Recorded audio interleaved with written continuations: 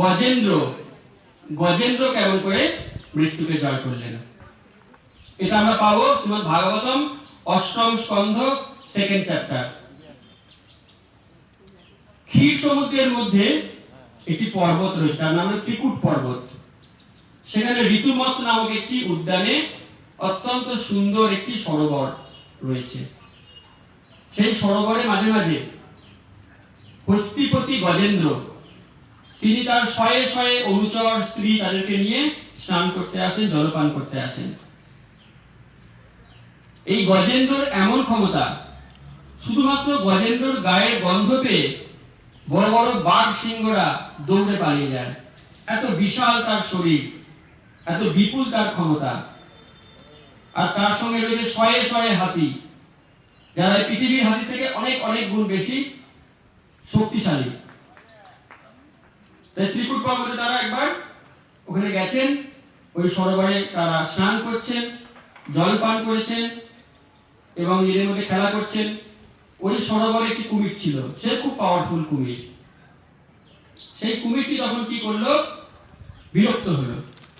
বিরক্ত হয়ে সে গজেন্দ্রর পা কামড়ে ধরল। তার গজেন্দ্র সঙ্গে কুমিরের যুদ্ধ শুরু হলো। সেই যুদ্ধ 1000 বছর ধরে চলল। না কুমির জয়লাভ করে আর না গজেন্দ্র জয়লাভ করে। প্রথম দিকটায় গজেন্দ্র অত্যন্ত চেষ্টা করলো কুমিরের চোয়াল থেকে নিজের পাটাকে বের করার জন্য। শুধু তাই নয়, তার যারা সঙ্গী এসেছিল শয়ে শয়ে হাতি, তারা একজনের সুর আর একজনের পায়ে বা লেজে ধরে মানে পুরো চেন সিস্টেম করলো।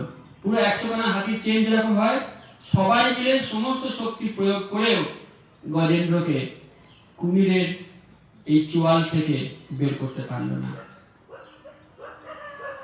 এই প্রসঙ্গে আমরা আলোচনা করি যে গজেন্দ্র অ্যাকচুয়ালি আগের জীবনে কে ছিলেন।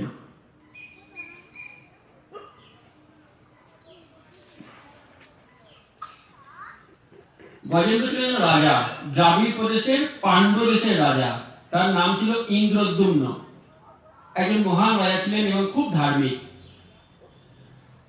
তখনকার যে নিয়ম ছিল, নির্দিষ্ট বয়সের পর রাজ সিংহাসন ত্যাগ করে তিনি বানপ্রস্থ অবলম্বন করলেন এবং ভগবানের তপস্যা আরম্ভ করলেন। সেই সময় অগস্ত্য মুনি সেখানে এসে হাজির। কিন্তু রাজা এমন সমাধিমগ্ন, মুনি যে এসছেন উনি সেটা খেয়াল করলেন না। তখন মুনি তাকে অভিশাপ দিলেন। দেখুন, একটু আগে আমরা শ্রবণ করেছি যে পরীক্ষিত মহারাজ, রাজা এসেছেন মুনির কাছে, মুনি খেয়াল করেননি। আর এখানে মুনি এসেছেন রাজার কাছে, রাজা খেয়াল করেননি। ভগবানের আরাধনা যখন করেন, এইরকম মনঃসংযোগ দিয়ে করা উচিত যে কে এলো আর কে গেল, যাতে আমাদের মনঃসংযোগটা সেই দিকে না যায়। ভগবানের আরাধনা করা, ভগবানের কথা শ্রবণ করা, এইরকম মনঃসংযোগ দিয়ে করলে তবেই আমরা তার থেকে উপকৃত হই। তো অগস্ত্য মুনি কোন রকম রাজার কাছ থেকে অভ্যর্থনা পেলেন না।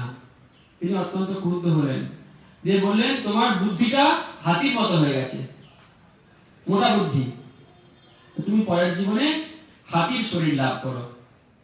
তাই তার অভিশাপে গজেন্দ্র হিসাবে তিনি পরবর্তী জীবনে আত্মপ্রকাশ করলেন এবং ত্রিকুট পর্বতের এখানে জন্মগ্রহণ করলেন। এবার আমরা আসি কুমিরটির কথায়। কুমিরটি ছিল গন্ধর্ব লোকের রাজা, তার নাম ছিল হুহু। সেই কুমিরটি আগের জীবনে রাজা হিসেবে একটি জলাশয়ে স্নান করতে গেছে। তার অনেক রানীরাও সঙ্গে আছে, সে জল ছিটিয়ে বিভিন্ন খেলা করছে। আর তখন সেই জলে তর্পণ করছিলেন দেবল ঋষি। তিনি ভগবানকে প্রণাম করছেন, স্তব স্তুতি করছেন, তর্পণ করছেন। তা এই রাজা হুহু, কেউ বলেন যে না জেনেই তার কোনো স্ত্রীর পা মনে করে তিনি এই ঋষির পা জড়িয়ে ধরেছিলেন। আর কেউ কেউ বলেন ঋষিকে ভয় দেখানোর জন্য কুমির যেরকম করে পা জড়িয়ে ধরে, জলের মধ্যে দুসারা দিয়ে গিয়ে উনি ঋষির পাটাকে জড়িয়ে ধরেছেন। তাই ঋষি এতে খুব ক্ষুব্ধ হয়েছেন। উনি বললেন, তুমি যে কাজটা করছো এটা রাজার কাজ নয়, এটা কুমিরের কাজ, অতএব তুমি পরের জীবনে কুমির হয়ে জন্মগ্রহণ করো। তাই এই হুহু তিনি হয়ে গেলেন কুমির। এই অভিশাপটা পাওয়ার পরে তিনি খুব কাঁদছেন। সঙ্গে সঙ্গে ঋষির মন গলে গেছে। উনি বললেন, ঠিক আছে, তোমাকে আমি একটা বর দিচ্ছি, তুমি যেমন করে আমার পা জড়িয়ে ধরলে, পরবর্তীকালে কোনো একজন ভক্তের পা তুমি এইরকম করে জড়িয়ে ধরবে, কোনো মতে ছাড়বে না। তখন সেই ভক্তকে রক্ষা করার জন্য ভগবান এসে আবির্ভূত হবে, আর তার কৃপায় তুমি তখন মুক্তি লাভ করবে। এই কুমির যখন দেখলো যে ইন্দ্রদ্যুম্ন ভক্ত এখন এসছেন হাতি গজেন্দ্র হিসাবে, সেই হাতি গজেন্দ্র ভক্তের পা কুমিরটি কামড়ে ধরল, কিছুতেই ছাড়ে না। যুদ্ধ চলছে। এই যুদ্ধের ফলে হাতি কিন্তু পুরোপুরি অনাহারে রয়েছে, বরং হাতির শরীর থেকে রক্ত ক্ষরণ হচ্ছে। কিন্তু কুমির যেহেতু জলের প্রাণী, সে ক্রমাগত জল মিশ্রিত রক্তটা পান করছে, তার ফলে তার শরীর কিন্তু ক্রমশ পুষ্টি পাচ্ছে। আর হাতির শরীর পুষ্টি না পেয়ে পেয়ে ক্রমশ শক্তিহীন হয়ে যাচ্ছে। হাতি অনেক লড়াই করলো। লড়াই করার পর হাতি যখন দেখলো আমার নিজের শক্তিতে আমি আর বাঁচতে পারবো না, তখন পূর্ব জীবনের সংস্কার তার মনে এলো। দেখুন, সংস্কার, প্র্যাকটিস এমন জিনিস, আপনি যদি অনুশীলন করেন, এই জীবনে হোক, এই জীবনের শেষ প্রান্তে হোক, পরের জীবনে হোক, কোনো না কোনো সময় ও আপনাকে উপকার দেবে।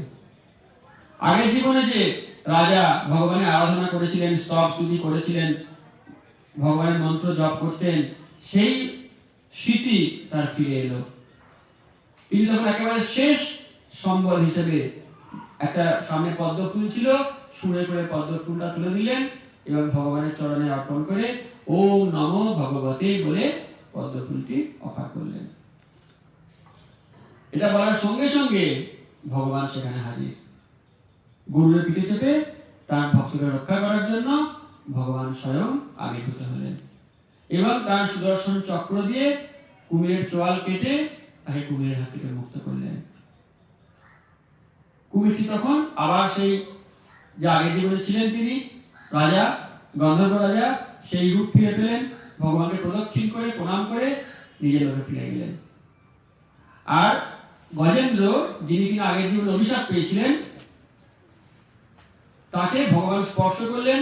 ভগবানের স্পর্শ পাওয়ার সঙ্গে সঙ্গে গজেন্দ্র চতুর্ভুজ নারায়ণের মতন ভগবানের সারূপ্য মুক্তি লাভ করলো, নারায়ণের মতন বিগ্রহ তৈরি হলো এবং ভগবান তাকে তার একই গাড়িতে চাপিয়ে, অর্থাৎ গরুরের পিঠে চাপিয়ে একসঙ্গে ভগবত ধামে নিয়ে গেলেন। তাহলে এখানেও দেখতে পেলাম মুনির অভিশাপটা অ্যাকচুয়ালি কি হলো? আশীর্বাদ। হয়তো তিনি যদি নিজে সাধনা করে ভগবানকে পেতে চাইতেন, সেই রাজার হয়তো কয়েকশো জন্ম সময় লাগতো, কিন্তু এই ঋষি বা মুনির যে অভিশাপ, এটাকে খুব সুন্দরভাবে গ্রহণ করার ফলে ভগবান তাকে এমন পুরস্কার দিলেন, মাত্র এক জীবনের মধ্যে তিনি ভগবত ধামে ফিরে যেতে পারলেন। তাই এই গজেন্দ্রর কাহিনী এটি আমাদেরকে প্রেরণা দেয় যে এমনকি পশুরাও ভগবত ভক্তি করতে পারে, মানুষ দূরের কথা, পশুদের পক্ষেও ভগবত ভক্তি করাটা অসম্ভব নয়। কেমন?